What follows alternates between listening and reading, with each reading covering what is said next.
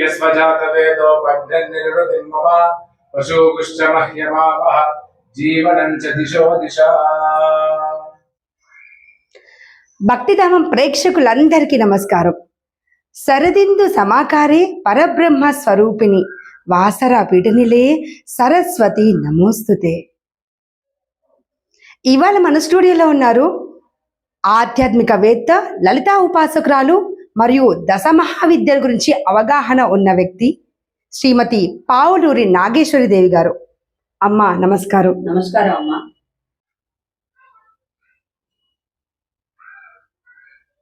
శ్రీ గురుభ్యో నమః.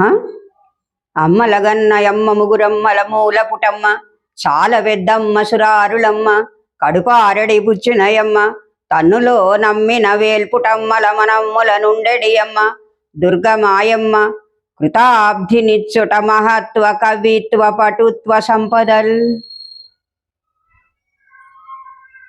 అందరికీ నమస్కారం.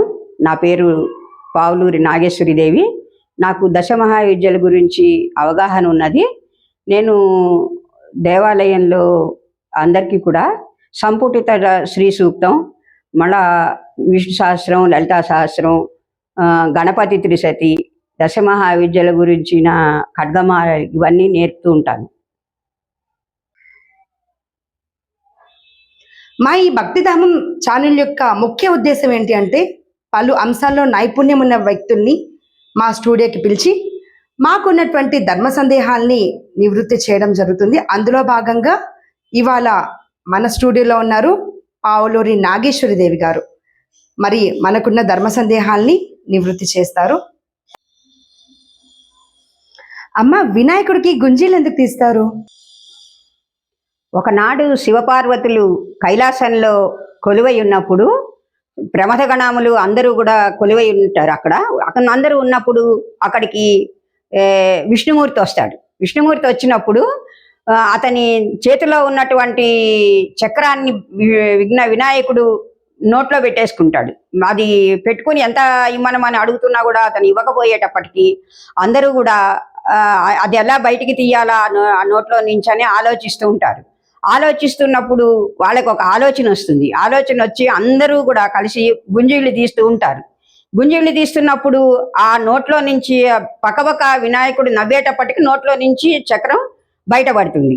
అందుకని గణపతికి ఇష్టం కనుక గుంజీళ్ళు తీయటం అన్నది అప్పటి నుంచి ఆచారంగా వచ్చింది. అమ్మా, మనం దీపారాధన అసలు ఏ విధంగా చేయాలి? కొంతమంది టీవీ ఛానల్స్లో 1 వత్తి 2 వత్తులు 3 వత్తులు కలిపి చేసుకోండి అని చెప్తున్నారు. అసలు మన శాస్త్రం దీపారాధన ఏ విధంగా చేస్తే మంచిదని చెప్తోంది? నువ్వు అడిగిన ప్రశ్నకి సమాధానంగా శాస్త్రంలో ఏం చెప్పారంటే, సాధ్యం త్రివత్తి సంయుక్తం వహ్నినా యోజితం ప్రియం అని వేదంలో చెప్పిన విషయం. అయితే సా ఆద్యం అంటే కుందిలో నూనె పోసి త్రివత్తి 3 వత్తులు కలిపి వేసి దీపం వెలిగించాలి అని శాస్త్రవచనం. వేదంలో ఆ రకంగానే చెప్పారు. కాకపోతే ఆ వెలిగించేది కూడా ఏ దిక్కుకి వెలిగించాలి, ఏ దిక్కుకి, తూర్పుగా, పడమరక, ఉత్తరానిక, దక్షిణానిక అన్న మీమాంసలో పడి అసలు భగవంతుడి మీద ధ్యాస పెట్టకుండా మాత్రం చేసుకోవద్దు.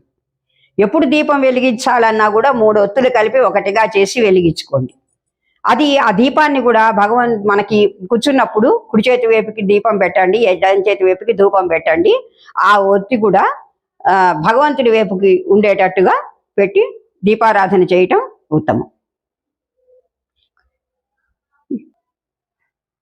ఇంకా ఇందాక నువ్వు అడిగినట్టుగా 1 వత్తితో దీపం వెలిగించచ్చా, 1 వత్తితో దీపం పెడతారు కదా అని అడిగిన దానికి సమాధానంగా 1 వత్తితోటి దీపం ఎప్పుడు పెడతారు? అశుభానికి పెడతారు. అందుకని 1 వత్తితోటి దీపం ఎప్పుడు కూడా పెట్టకూడదు. అమ్మ, తరచుగా చిన్నపిల్లలు ఏడుస్తూనే ఉంటారు, కానీ ఒకసారి దిష్టి తీసాక ఏడుపు మానేస్తారు. అసలు దిష్టి ఏ విధంగా తీయాలి? దిష్టి వెనకాల ఉన్న ఆంతర్యం ఏంటి? నువ్వు దిష్టి గురించి అడిగావు. చిన్నపిల్లలకి ఎట్లా దిష్టి తీస్తారని అడిగావు. దృష్టి అంటే ఏంటి? Negative energy. ఎదటి వ్యక్తి మన మీద ఓర్వలేనితనంతో చూసినప్పుడు కలిగేదే నెగిటివ్ ఎనర్జీ అన్నమాట. ఆ నెగిటివ్ ఎనర్జీ పోవటానికి చిన్నపిల్లలకి ఏంటి, పెద్దవాళ్ళకి ఏంటి, ఎవరికైనా కూడా దిష్టి తీయటం అన్నది ప్రాంతాచారాలను బట్టి ఉంటుంది.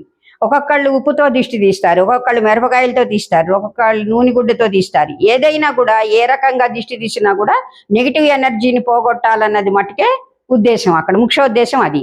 అందుకే పసిపిల్లలకి కూడా చూడు, బుగ్గన చుక్క పెట్టడం, కాటుకు బొట్టు పెట్టడం, చుక్కతోటి బొట్టు పెట్టడం, అట్లా బొట్టు పెడతారు. ఎందుకు? ఎదటి వారి చూపు చూడగానే ఆ బొట్టు మీద పడుతుంది కనుక ఏదన్నా ఒక నెగిటివ్ ఆలోచన లాంటిది ఉన్నా కూడా వాళ్ళకి తగలకుండా ఉంటుందన్న ఉద్దేశంతో ఆ రకంగా చేస్తారన్నమాట.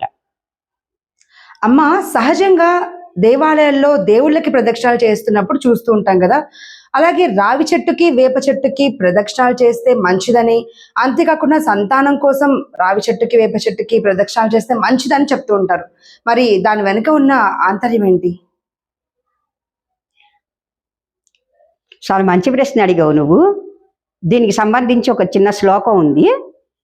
మూలతో బ్రహ్మరూపాయ, మధ్యతో విష్ణురూపిణే, అగ్రతే శివరూపాయ, వృక్షరాజాయతే నమః. అంటే ఈ శ్లోకానికి అర్థం ఏంటంటే, రావి చెట్టు యొక్క మొదట్లో బ్రహ్మదేవుడు ఉంటాడు, మధ్యలో విష్ణుమూర్తి ఉంటాడు, అగ్రతే శివరూపాయ, అగ్రంలో శివుడు ఉంటాడు. అంటే ఆ వృక్షానికి పైన శివుడు ఉంటాడు అనమాట. అంటే ఒక రావి చెట్టుకి ప్రదక్షిణ చేస్తే త్రిమూర్తులకి ప్రదక్షిణ చేసినంత ఫలితం వస్తుందన్న ఉద్దేశంతో అనారోగ్యాలు ఉన్న వాళ్ళు కానీ, సంతానం కలగాలనుకున్న వాళ్ళు కానీ ఆ రావి చెట్టుకి ప్రదక్షిణ చేయటం చూస్తుంటాం అన్నమాట.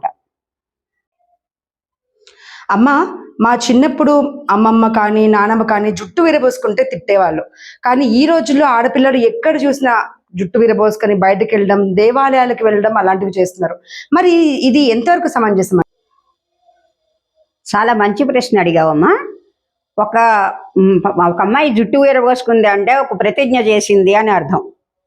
ద్రౌపది కురుక్షేత్ర యుద్ధానికి ముందర ద్రౌపది కురులు విరబోసుకుందంటే దుశాసనాన్ని చంపి ఆ రక్తం తీసుకొచ్చి భీముడు తన కురులకి రాసినప్పుడే నేను కురులు ముడేసుకుంటానని భీషణమైన ప్రతిజ్ఞ చేసింది. అప్పుడు ద్రౌపదీదేవి కురులు విరబోసుకున్నందుకే కురుక్షేత్ర యుద్ధం వస్తే, ఈ రోజుల్లో పిల్లలు జుట్లు విరబోసుకుని తిరుగుతున్నందుకు యుద్ధాలు ఎందుకు రాకుండా ఉంటాయి, గొడవలు ఎందుకు జరగకుండా ఉంటాయి? అందుకనే అమ్మవారికి కూడా చక్కగా కబళీబంధ ధ్యానం చేసినట్టయితే అమ్మవారి యొక్క దర్శన భాగ్యం కలుగుతుందని చెప్తారు.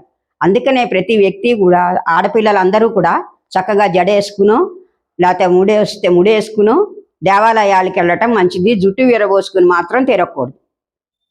అమ్మ, వాక్కే మనిషికి భూషణం అంటారు, ఏ విధంగా? వాక్యే మనిషికి భూషణం ఎలా అవుతుంది అని అడిగావు కదా. దీనికి సంస్కృతంలో ఒక చిన్న శ్లోకం ఉంది.